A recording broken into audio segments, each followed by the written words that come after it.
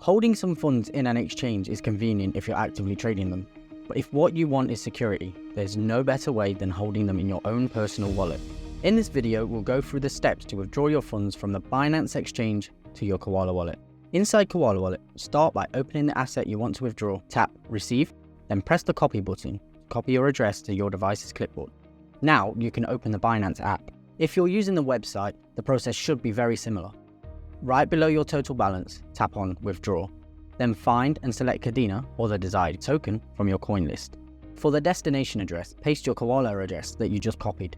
Make sure to select the appropriate network according to the wallet used in Koala. Kadena assets use Kadena. Ethereum assets should use ERC20, and so on. Choose the amount that you want to send, and finally press Withdraw. Take a few seconds to double check that the address, network, and the amount you want to withdraw are correct, and press Confirm.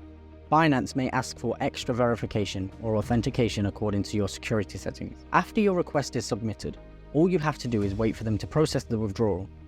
Once processed, it should quickly confirm on the blockchain and the assets will appear in your Koala wallet, perfectly safe and fully under your control. Now you finally have true ownership of your assets.